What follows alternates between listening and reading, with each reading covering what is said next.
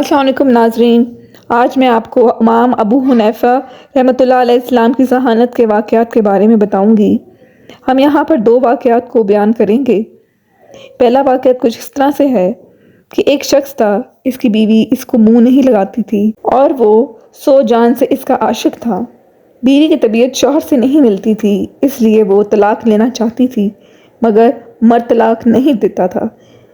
مرد اس کو یہی نہیں کہ ستاتا نہیں تھا بلکہ محبت کرتا تھا، مگر وہ رہنا ہی نہیں چاہتی تھی۔ ایک دن دونوں میاں بیوی بیٹھے ہوئے بات چیت کر رہے تھے۔ بیوی کچھ کہہ رہی تھی، مرد نے بھی کوئی جملہ کہا، بس وہ چپ ہو کر بیٹھ گئی۔ مرد نے کہا، اگر صبح صادق سے پہلے تو نے نہ بولی تو تجھ پر طلاق ہے۔ وہ چپ ہو گئی اور ارادہ کر لیا کہ میں خاموش رہوں گی تاکہ اس سے کسی طرح سے پیچھا چھوٹ جائے۔ وہ بیچارہ پریشان ہوا اور ہر چند بلوانا چاہتا تھا، مگر وہ بولتی ہی نہیں تھی۔ اب وہ سمجھ گیا کہ یہ طلاق لینا چاہتی ہے اور اس طرح بیوی مجھ سے جدا ہو جائے گی۔ اب اس نے فقہ کے دروازے سے جھانکنے شروع کیے۔ اس نے ان سے جا کر اپنا حال بیان کیا۔ انہوں نے یہی کہا کہ جا کر اس کی خوشامد کرو اور صبح صادق سے پہلے کسی طرح بلواؤ، ورنہ صبح صادق ہوتے ہی وہ تیرے ہاتھ سے نکل جائے گی۔ سب نے یہی جواب دیا۔ پھر وہ امام ابو حنیفہ رحمۃ اللہ علیہ السلام کے پاس پہنچا۔ وہ وہاں کا حاضر باش تھا، متفکر اور پریشان بیٹھ گیا۔ امام صاحب نے فرمایا کہ آج کیا بات ہے، پریشان کیوں ہو؟ اس نے کہا، حضرت واقعہ یہ ہے کہ بیوی سے میں نے کہہ دیا ہے کہ تو اگر صبح صادق تک نہ بولی تو تجھ پر طلاق۔ اب وہ خاموش ہو کر بیٹھ گئی ہے۔ امام ابو حنیفہ رحمۃ اللہ نے فرمایا کہ طلاق نہیں پڑے گی، مطمئن رہیے۔ اب وہ مطمئن ہو کر آ گیا۔ فقہ نے امام صاحب پر طعن شروع کیا کہ ابو حنیفہ رحمۃ اللہ حرام کو حلال بتانا چاہتے ہیں۔ ایک صریح حکم ہے، اس کو کہہ دیا کہ طلاق نہیں پڑے گی۔ امام صاحب نے یہ کیا کہ صبح صادق میں جب آدھا گھنٹہ رہ گیا تو مسجد میں جا کر زور زور سے تہجد کی اذان دینا شروع کر دی۔ اس عورت نے جب اذان کی آواز سنی تو سمجھی کہ صبح صادق ہو گئی، بس بول پڑی اور کہنے لگی، صبح صادق ہو گئی، میں متعلقہ ہو گئی، اب تیرے پاس نہیں رہوں گی۔ جب تحقیق کیا تو معلوم ہوا کہ صبح صادق نہیں ہوئی، وہ تہجد کی اذان تھی۔ لوگ قائل ہو گئے کہ امام واقعی صاحب کفیہ بھی ہیں اور مدبر بھی۔ دوسرا واقعہ کچھ اس طرح سے ہے کہ ایک مرتبہ ایک گھر میں چوری ہوئی اور چور اسی محلے کے تھے۔ چوروں نے گھر والوں کو پکڑا اور زبردستی حلف لیا کہ اگر تو کسی کو ہمارا پتہ بتلائے گا تو تیری بیوی پر طلاق۔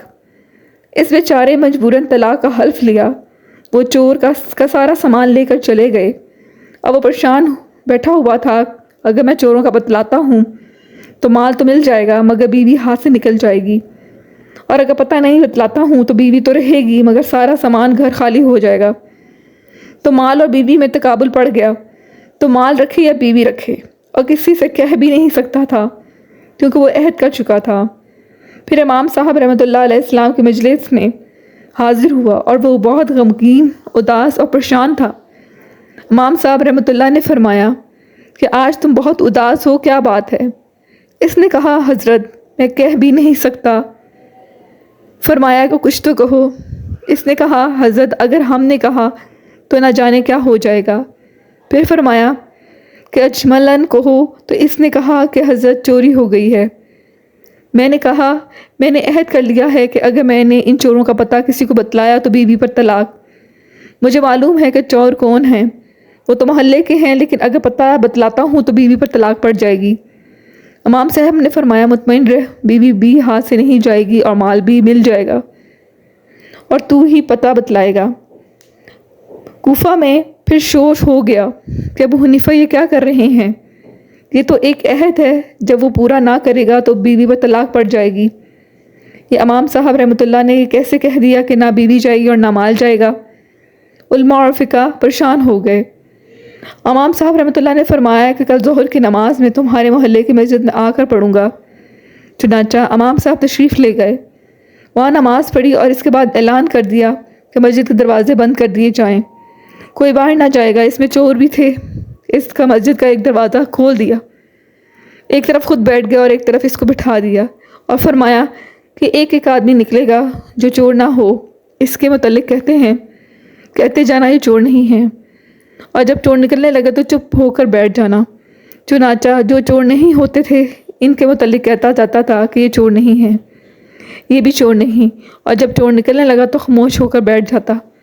اس طرح اس نے گو بتلایا نہیں مگر بتلا۔